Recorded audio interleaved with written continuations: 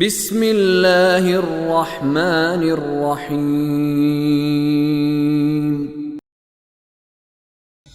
قد نرى تقلب وجهك في السماء فلنولينك قبلة ترضاها فول وجهك شطر المسجد الحرام وحيث ما كنتم فولوا وجوهكم شطره وإن الذين أوتوا الكتاب ليعلمون أنه الحق من ربهم وما الله بغافل عما يعملون ولئن أتيت الذين أوتوا الكتاب بكل آية ما تبعوا قبلتك وما أنت بتابع قبلتهم وما بعضهم بتابع قبلة بعض ولئن اتبعت أهواءهم من بعد ما جاءك من العلم إنك إذا لمن الظالمين۔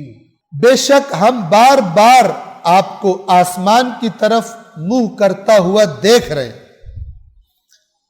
سو اب ہم آپ کو اس قبلے کی طرف پھیر دیتے ہیں جسے آپ پسند کرتے ہیں،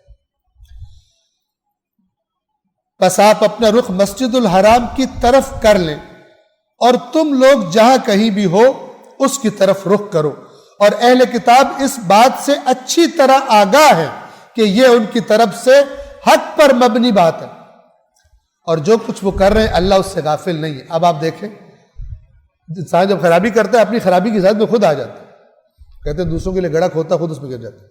یہودی کیا کہتے تھے؟ تانا دیتے تھے کہ یہ قبلہ تو ہمارا قبلہ ہے، تمہارا اگر دین الگ ہے تو اپنا قبلہ بھی الگ رکھو۔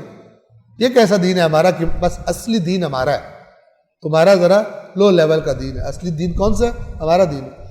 تو یہ پروپیگنڈا تانے دیتے تھے ایسی باتیں کر کے مسلمانوں کو۔ رسول اللہ کی خواہش یہ تھی کہ اللہ تعالیٰ مثلا بیت اللہ کو، کعبے کو قبلہ قرار دے، ٹھیک ہے، لہٰذا اللہ فرما رہا ہے ہم آپ کو اس قبلے کی طرف پھیر دیں گے کہ آپ راضی ہو جائیں۔ اب جب قبلہ تبدیل ہو گیا، اب یہودیوں نے کیا کہنا شروع کیا؟ یہ کیسا دین ہے؟ ایک دن ادھر منہ کرو، دوسرے دن ادھر منہ کرو، مستقل مزاجی کوئی نہیں ہے، یہ کیسا اللہ ہے؟ ٹھیک ہے، ہر بات پہ۔ لیکن ایسا کرتے ہوئے وہ یعنی جو گڑھا انہوں نے کھودا تھا مسلمانوں کے لیے خود اس میں گر گئے۔ کیوں؟ اس لیے کہ جو نشانیاں آخری رسول کی ان کو بتائی گئی تھی ان میں سے ایک نشانی یہ تھی کہ آخری رسول دو قبلوں کی طرف رخ کر کے نماز پڑھے گا۔ جو آخری رسول ہوگا وہ دو قبلوں کی طرف رخ کر کے نماز پڑھے گا، اور انہوں نے اپنی گندگی سے مثلا وہ دونوں جو قبلوں کی طرف رخ کرنا ہے اس کا سبب یہ خود بن گئے۔ یہ اللہ فرما رہا ہے کہ اہل کتاب اس بات سے اچھی طرح واقف ہے کہ یہ قبلہ کی تبدیلی ان کے رب کی طرف سے حق ہے۔ اب بھی چاہیے تھا ایمان لے آتے، یار یہ تو وہی بات نہیں۔ کرپٹ بندہ جو ہوتا ہے وہ اس کو اپنی خواہشات اور اپنی دنیا اتنی پیاری ہوتی ہے، جب ضائع ہوتی نظر آتی ہے ہر چیز کی تعویلیں کر لیتا ہے اپنا اور جو کچھ وہ کر رہے ہیں اللہ اس سے غافل نہیں ہے۔ اور پھر اللہ فرما رہا ہے کہ اے رسول اب اگر یہ بحث کریں گے، آپ جتنی مرضی دلیلیں دے لو، یہ اہل کتاب آپ کی بات نہیں مانیں گے، ضد پر ہے۔ اور اگر آپ وَلَئِنْ أَتَيْتَ الَّذِينَ أُوتُوا الْكِتَابَ بِكُلِّ آیَةٍ، اور اگر آپ اہل کتاب کے سامنے ہر قسم کی دلیل لے آئیں، ہر قسم کی آیت نشانی لے آئیں، جو آپ کا جی چاہے سب کچھ آپ کر لیں، تب بھی یہ آپ کے قبلے کو فالو نہیں کریں گے۔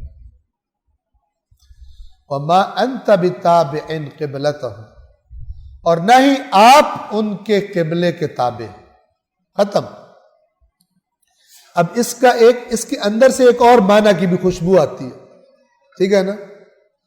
جب ایک انسان پارٹی بدل لے نا تو بعض دفعہ کہتے ہیں اس نے قبلہ چینج کر لیا، کہتے ہیں نا ہمارا قبلہ اور ہمارا قبلہ اور، ایسے کہتے ہیں نا۔